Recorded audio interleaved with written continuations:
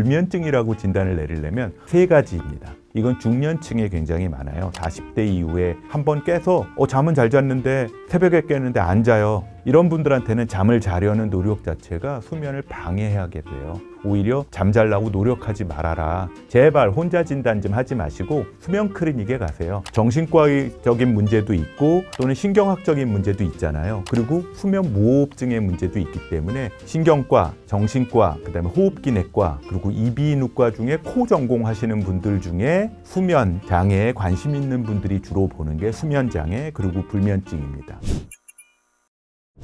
요즘 불면증으로 고생하는 현대인이 정말 많다고 하는데 의학적으로 어느 정도의 상태를 불면증이라고 할까요? 자가 진단들 많이 하시더만요. 나는 불면증이야. 나 공황장애야. 나 우울증이야. 심지어 제 친구 중에는 나 치매인 것 같아 이러는 사람들도 있는데 의학적으로 불면증이라고 진단하는 기준이 있습니다. 세계 국제기구에서 정한 기준이 있는데요. 보통 수면장애라고 하는 데는 불면증도 있고 과다수면증도 있고 기면증도 있죠. 그 중에서 불면증이라고 진단을 내리려면 첫 번째, 잠드는 데 어려움이 있거나 아니면 중간에 자꾸 깨거나 아니면 아침에 너무 일찍 일어나거나 세 가지입니다. 이거를 의학적으로는 시작 시기의 불면증이냐, 중간 단계의 불면증이냐, 끝날 때 불면증이냐라고 얘기를 해요. 영어로 이니셜 인솜니아냐, 미들 인솜니아냐 또는 터미널 인솜니아냐 이렇게 얘기를 하죠. 수면 잠복기, 눈을 감고 자려고 시작했는데 30분 안에 잠 못 든다. 이게 잠드는데 어려운 거예요. 근데 이게 만약에 지속이 되면 불면증의 초기 신호인 거죠. 그리고 중간 수면 유지의 어려움은요.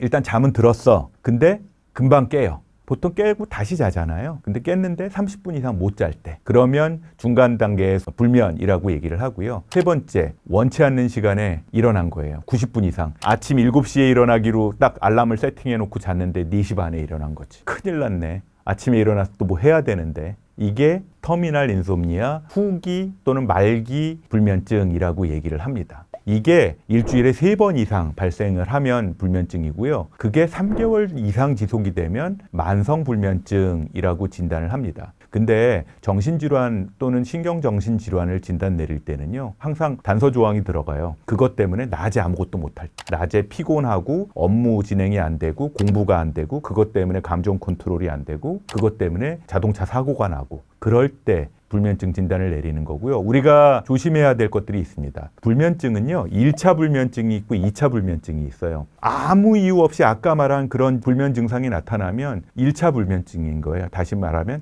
원인을 잘 모르겠는 그냥 불면증. 근데 불면증 중엔 수면 무호흡증 때문에 불면이 생기는 분들이 있고요. 하지불안증 때문에 불면증이 생기는 분도 있고 숨이 차서 불면증이 생기는 분들도 있죠. 또 우리 커피 많이 먹어서 불면증 생기는 경우도 있죠. 또 교대 근무자들 어제 파리에서 왔어. 그러면 또 불면증이 있을 거 아니에요? 그거는 2차 불면증이라고 얘기를 하고요. 가장 많은 2차 불면증은요. 우울증이나 불안증 때문에 수면 구조가 깨져서 불면증이 생기는 경우가 있습니다. 정의를 다시 말씀드리면 불면증이라 하려면 잠들기 어렵거나 자꾸 깨거나 너무 일찍 깨는 증상이 일주일에 3번 이상, 3개월 이상 지속이 되고 그것 때문에 낮에 내가 하는 일에 지장을 받는다. 그러면 불면증이라고 얘기합니다. 불면증의 원인도 스트레스, 스마트폰 사용 등 정말 다양할 것 같은데 교수님께서 보시기에 현대인들의 불면증을 유발하는 가장 큰 원인 무엇이라고 생각하시나요? 저만 생각하는 건 아니고 불면증을 다루는 의사들이 많이 생각하는 건데 이거를 전문 용어로 얘기하면 뇌의 과도한 각성 때문이다라고 얘기를 합니다. 과도한 각성, 영어로는 하이퍼라우절 또는 과각성이라고 얘기를 하는데 사람이라는 게 원래 밤이 되면 흥분하는 교감신경은 조금 가라앉고 부교감신경이 조금 증가하면서 긴장이 샥 풀리고 늘어져야 되는 게 원래 사람인데 근데 요새 현대인들은 어떻습니까? 잠자리에 눕기 직전까지 뭔가를 막 하다가 자야 되잖아요. 예전에 우리 할아버지들, 증조할 할아버지 할머니들은 9시만 되면 불 다 끄고 잤대요. 전기 아깝다고. 우리는 12시가 뭐야? 1시, 2시까지 안 자는 경우도 많잖아요. 심장은 밤이 되면서 천천히 리듬을 따라서 가라앉는데 뇌는 계속 온라인 상태를 유지하는 거예요. 밤에 뇌가 안 꺼지면 계속 생각을 합니다. 심지어는 자려고 딱 누는 순간 낮에 잘못했던 거, 낮에 화났었던 거, 그 다음에 내일 해야 될 거, 준비를 해놓는다고 했는데 아직 준비 안 했던 거,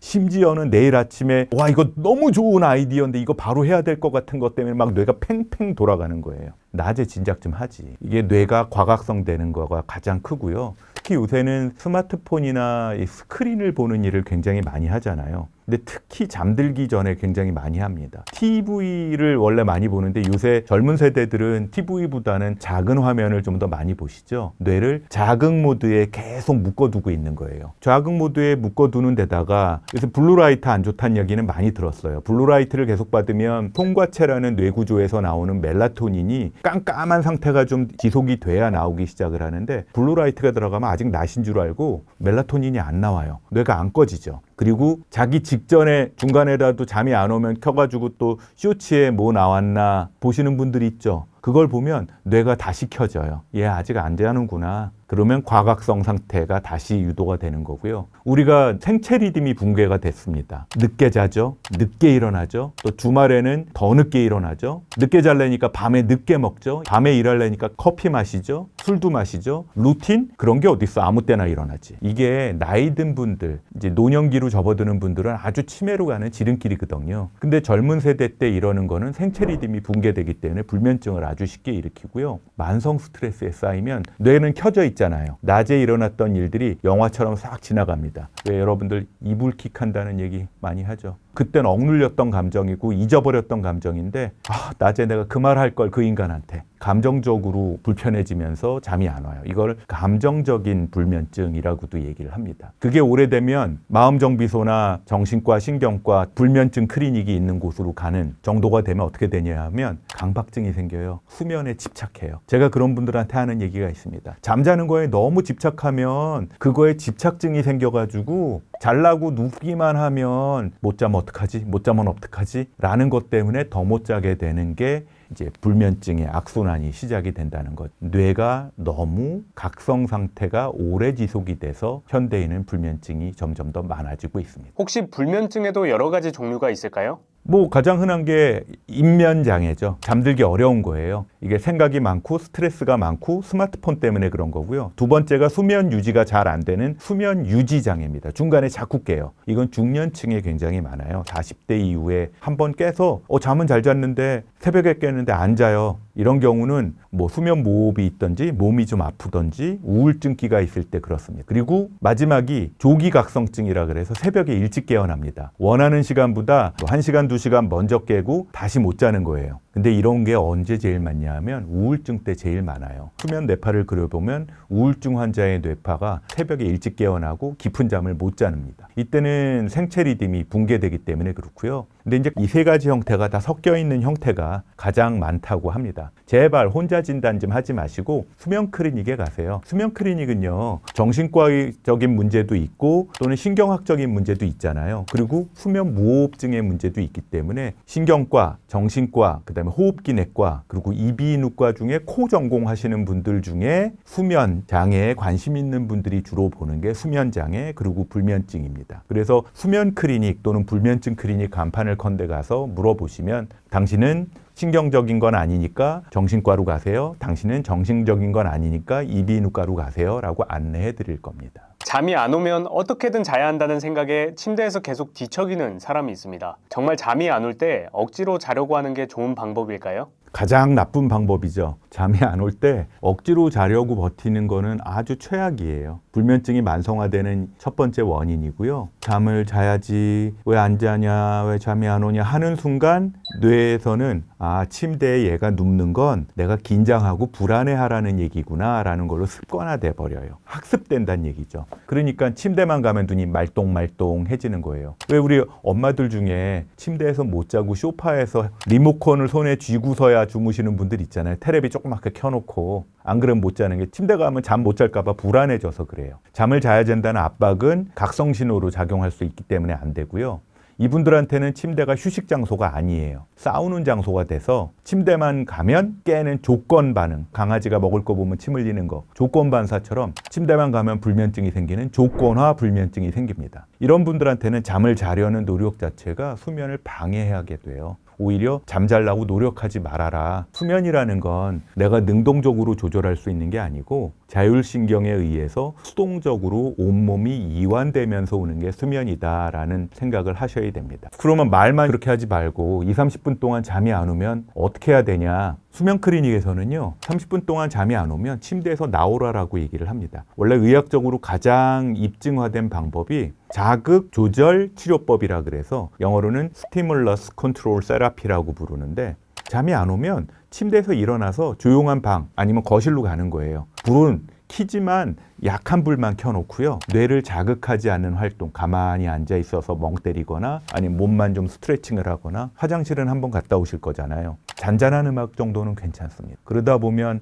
20분, 30분 지나면 졸려워지죠. 그때쯤 가면 다시 가서 누우면 내 배우자나 가족이 자고 있을 거고 나는 그 옆에서 그냥 자면 돼요. 가서 또 잠이 안 오면 또 나왔다 가면 졸음이 올 때 가서 자면 돼요. 1시간 이상 못 자면 어떻게 해요? 안 죽어요. 자극 조절하기 위해서 잠이 안 오면 침대 바깥으로 나가서 잠시 쉬었다가 다시 자러 들어가셔라 얘기합니다. 우리 유튜브나 쇼츠들 보면 미국 해병대원들이 뭐 눈을 감고 15초, 20초 내에 자는 법 뭐 이런 거 나오잖아요. 그거는 그분들이 그런 훈련을 해서 그렇게 잘 수 있는 것도 있지만, 생각해 보세요. 군대 훈련 받아보신 분들 아시겠지만 워낙 몸이 힘들어요. 워낙 피곤해서 눈만 감으면 자요. 저 인턴 할 때 워낙 잠을 못 자고 힘들어서 아무 데나 앉으면 바로 잤어요. 그분들은 워낙 몸이 피곤해서 그래요. 나이가 들고 몸이 좀 덜 피곤한 상태에서는 잠이 안 오면 침대에서 나왔다가 다시 들어가서 자는 훈련을 하면 됩니다. 의학적으로 잠을 잘 올 수 있게 하는 방법이 혹시 따로 있나요? 몇 가지가 있습니다. 제가 종종 쓰는 방법, 제가 원래 잠을 굉장히 잘 자서 잘 안 쓰지만 어디 출장을 나갔다거나 긴장할 때 잠이 안 올 때 쓰는 방법. 첫 번째, 하버드 수면센터에서 제안한 방법인데요. 478 호흡법이에요.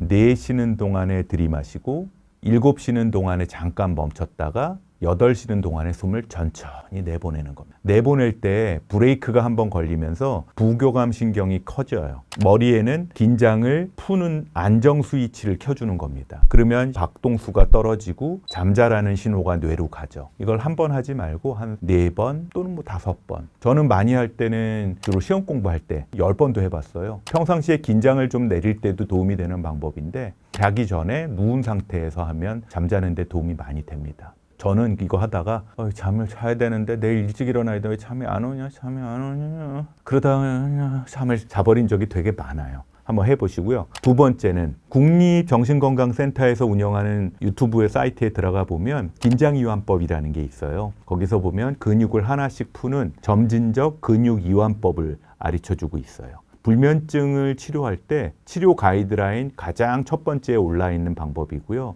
몸이 긴장이 풀리면 마음도 풀리고 마음이 풀리면 몸도 풀려야 되는데 그게 잘 연동이 안 되는 거죠. 그럴 때 하는 거는 발근육부터 시작합니다. 발목을 발등을 쪽으로 있는 대로 꺾어서 아까 그 수면법이랑 같이 하면 되죠. 호흡법이랑 내쉬는 동안에 힘을 줬다가 그 다음 내쉬는 동안에 힘을 쭉 빼는 거예요. 그 다음에 종아리와 무릎에 힘을 있는 대로 쭉 줬다가 힘을 쫙 빼줍니다. 그 다음엔 허벅지와 골반 쪽에 힘을 있는 대로 줬다가 숨을 내쉬면서 힘을 쫙 풀어주죠. 그 다음에 몸통 부위에 힘을 둘, 셋, 넷 그리고 긴장을 쫙 풀어줘요. 그 다음에는 얼굴 쪽이죠. 얼굴에 있는 대로 인상을 푹 쓰시고 넷, 자, 역설적으로 긴장이 안 풀리는 곳에 힘을 있는 대로 줬다가 긴장을 풀어주면 긴장이 이완이 된다라는 거고요. 이걸 반복하면 침대에서 긴장을 푸는 법을 뇌와 몸이 학습을 하게 됩니다. 세 번째가 교과서나 이런 데 보면 조용한 마음 기법, 생각이 많아서 잠 못 자는 분들한테 전 잠이 빨리 와서 잡생각이 잘 안 드는데 이 생각 저 생각 들면 그걸 없애지 말고 그 중에 한 가지만 생각하라고 얘기를 합니다. 제가 많이 쓰는 말은 편안하게 생각을 한 가지만 하라고 얘기를 합니다. 할머니들이, 엄마들이 가장 좋아하는 말 있죠? 내려놓자 또는 부드럽게 하는 생각 한 가지만 하라고 합니다. 그 전에 해야 될 것들도 몇 개 알려드릴게요. 이거는 이제 수면을 위한 요령 꿀팁 몇 개 알려드린 거고요. 네 번째, 세팅을 좀 해야 되는데 자기 전에 조명을 좀 너무 밝게 하지 마세요. 엄마들 중에 온 집안을 환하게 켜놓는 엄마들이 있는데 약간은 어둡게 해놓고 방의 온도를 너무 덥지 않게. 교과서에는 20도래요. 근데 요새 20도 너무 춥잖아요. 저는 24도에서 25도가 딱 좋더라고요. 너무 덥거나 너무 추운 건 별로예요. 요새 또 우리 젊은 사람들 사는 방은 우풍이 많잖아요. 25도가 딱 좋아. 그리고 소음을 좀 덜 들을 수 있으면 잠이 훨씬 잘 옵니다. 제가 권하는 방법은 우리 마트 가면 귀마개 많이 팔죠? 부들부들한 거. 너무 비싼 것도 살 필요 없고 귀마개 하고 자면 잠이 잘 올 거예요. 스마트폰은 자기 전에 침대에서 최소한 2m 이상 거리에 놓으라고 합니다. 어렵죠? 1m라도 떨어뜨려 놓으세요. 조도, 온도, 소음 이게 내려가면 뇌의 수면 중추가 시상 하부에 있거든요. 뇌의 바닥에 쫙 활성화되면서 수면 중추가 활성화가 될 겁니다. 이제 마지막 조건인데요. 우리 뇌를 길들여야 돼요. 수면 루틴을 만드시기 바랍니다.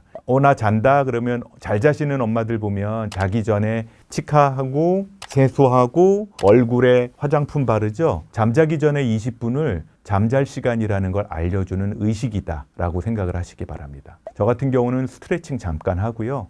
샤워 내지는 세수를 하고 얼굴에 못 좀 바르고 잠깐 못 좀 읽다가 절대 어려운 거 안 보고 제가 어린 시절부터 좋아하는 동화책이 몇 개 있거든요. 그거 다시 한번 읽어보고 좀 읽다가 내려놔요. 매일 같은 루틴을 합니다. 그러면 뇌가 조건 반사적으로 이제 잘 타임이구나. 그러면 수면에 진입하는 시간이 빨라질 겁니다. 2주일만 반복해 보세요. 그러면 습관이 내 것이 될 겁니다.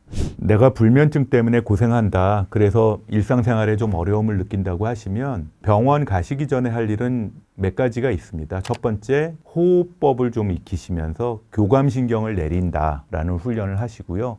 근육을 풀기 위한 긴장유연법을 연습하는 겁니다. 세 번째는 뇌를 조금 심플하게 만드는 생활 구조를 좀 만들어야 되고요. 자기 전에 집안 환경은 약간 좀 어둡고 차분하고 조용한 환경을 만들어야 되고, 마지막입니다. 자기 전에 매일 반복되는 자기 전 루틴을 짧게 만들어 두세요. 뇌에 이제 자자라는 신호를 만들어 주시기 바랍니다.